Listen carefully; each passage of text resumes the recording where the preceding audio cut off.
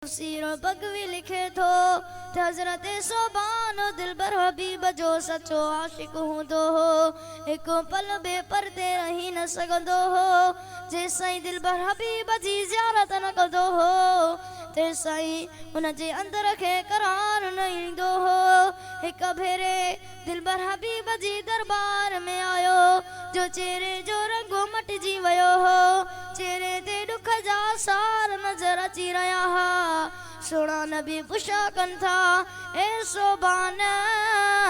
छा ॻाल्हि आहे तुंहिंजे चेहरे जो रंग मटिजी वियो आहे तुंहिंजे चेहरे ते दुख जा सार नज़र अची रहिया आहिनि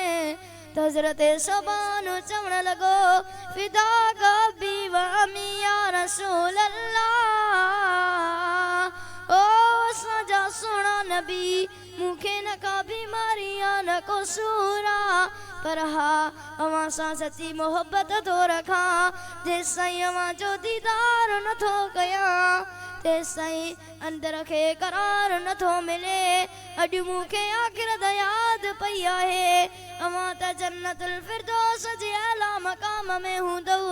मां जेकॾहिं जन्नत में बि दाख़िल थियमि त बि अवां खां घणो घटि दर्जे में हूंदमि पर मां जेकॾहिं जन्नत में ई दाख़िल न थियमि त पोइ अवां जो हमेशह लाइ दीदार न कंदमि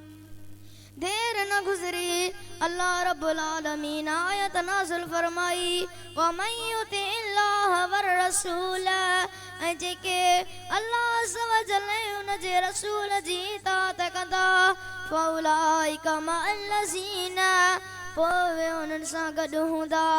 अनअम अल्लाह अलैहिम मिनन नबिय्यीन व सिद्दीक़ीन व शुहदाअ व सालिहीन जिन ते अल्लाह अज़्ज़ व जल पंहिंजा इनाम कया आहिनि उन्हनि में नबी ऐं सिद्दीक़ ऐं शहीद